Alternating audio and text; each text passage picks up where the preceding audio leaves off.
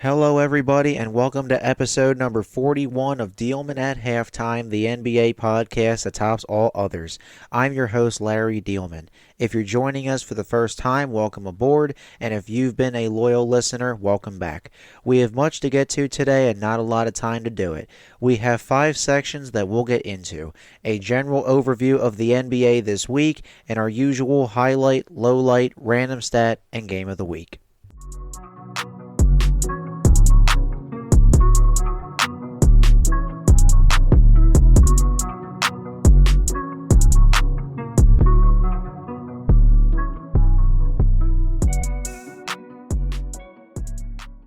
Let's get to our content for the week. The NBA is attempting to make All-Star Weekend more watchable. The league announced its move to a pickup-style tournament format. There will be 2 semifinal games played up to 40 points, and the final will be up to 25 points.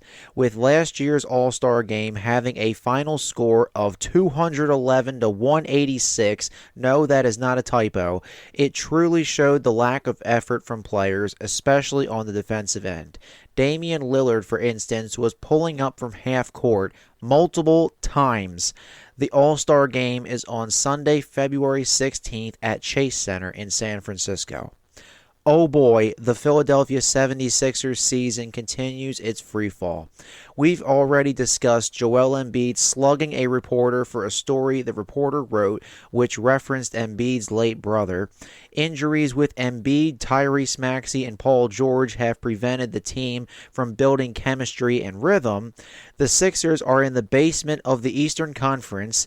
Now there was a report that said the team held an hour-long team meeting after their loss to the Miami Heat last Monday, November 18th.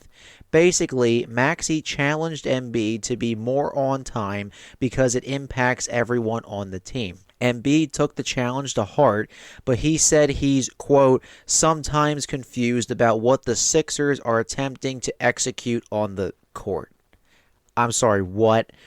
Hopefully that meeting sparks something in all involved. The Sixers have looked terrible to start the season. Finally, the Boston Celtics are aiming to be under completely new ownership by 2028.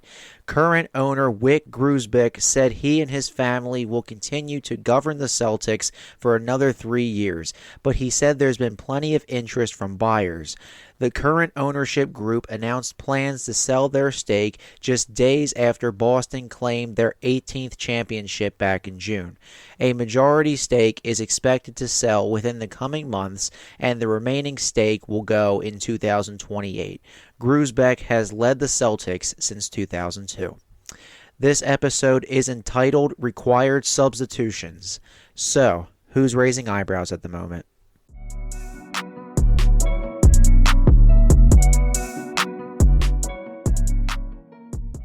Let's go to our highlight, the LA Clippers. While free agency and the draft allows teams to strengthen, addition by subtraction can also help. The LA Clippers followed the latter option. The Clippers are 11-7, 5th in the Western Conference, and on a 5-game winning streak. The Paul George and Kawhi Leonard experiment concluded last season with George heading to Philadelphia. More Leonard injuries have caused him to not even make his season debut yet. But James Harden is keeping LA afloat. Harden is averaging 20.6 points, a little over 7 rebounds, 8.7 assists, and 1.6 steals per night. And this is a guy who's been forcing his way off teams lately: Houston, Brooklyn, and Philadelphia. Although Norman Powell has always been a scorer, he's averaging a career-high 23.3 points. Oh, and he's the one who said losing George was addition by subtraction. This was regarding allowing other players to step up more. With George being injured with the Sixers, Powell's not wrong.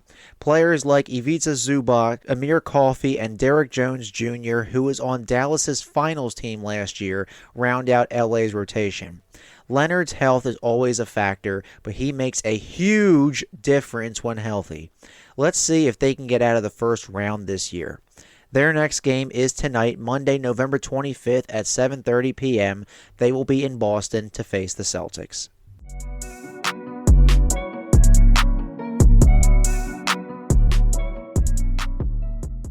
Let's go to our low light, the Sacramento Kings. Why do teams make a comeback one year and dip right after? The Sacramento Kings are 8-9, 12th in the West, and on a 3-game losing streak.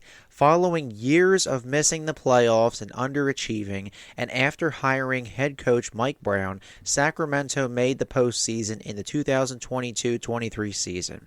They lost in 7 games to Golden State in the first round. The Kings took a step back last year, and it's repeating so far in 2024-25. Like we discussed last week in our random stat, De'Aaron Fox is a firecracker. He's dropping a career-high 28.9 points, as well as almost 5 rebounds, 5.7 assists, and 1.7 steals per game. Domantas Sabonis is a double-double threat with about 20 points and 13 rebounds per game, and he's a solid passer with 6.5 assists per game. Malik Monk is a legit sixth man. DeMar DeRozan, while on the wrong side of 30 years old, is still a mid-range assassin. Keegan Murray and Kevin Huerter cannot be taken lightly either. I thought Sacramento would be climbing back in the Western Conference standings, but this just shows you how strong the conference is. The LA teams are rolling, Memphis is recovering from injuries, so we'll have to see if the Kings are able to truly compete with this current core. Their next game is tonight, Monday, November 25th at 10 o'clock. They will host the Oklahoma City Thunder.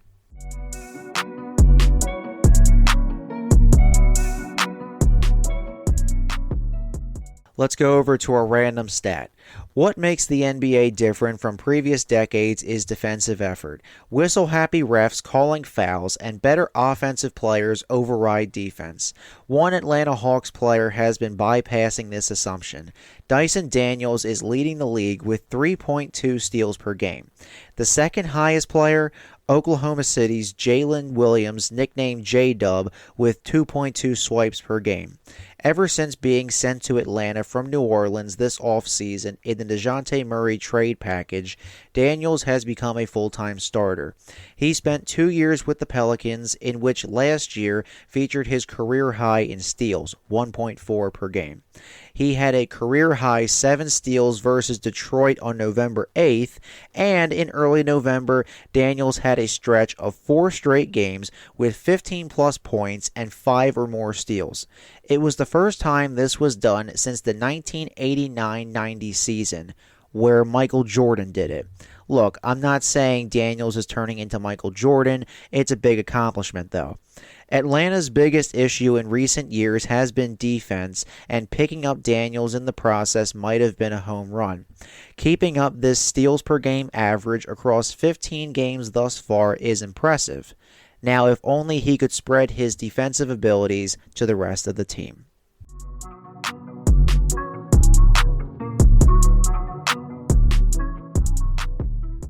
Finally, let's go to Game of the Week. For this week's Game of the Week, let's do the Golden State Warriors at Phoenix Suns. This game is on Saturday, November 30th at 9 p.m. Ever since Klay Thompson went to Dallas in free agency, the Warriors have been in cruise control. Steph Curry and Draymond Green are doing their usual things. They're sitting atop the Western Conference while Phoenix has slid from earlier in the season. You know what's weird about Golden State? Every time rapper Kendrick Lamar has released an album, the Warriors have won a championship. 2015, 2017, 2018, and 2022.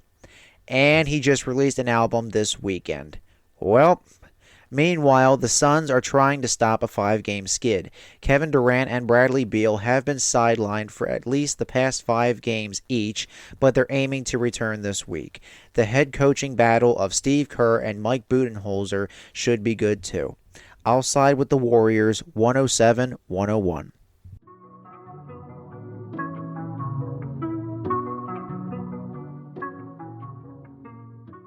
Well, that's all the time we have for today. If you haven't already, make sure to follow me on social media. I have 2 X or Twitter accounts and 2 Instagram accounts. The podcast accounts are under @Diehlman_NBA for both X and Instagram.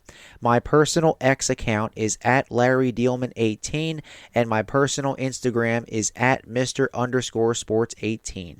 They're also in the description on Buzzsprout, Spotify, or wherever you get your podcasts. And don't forget to spread the word about Diehlman at halftime. See you next time, fellow Hoops fans.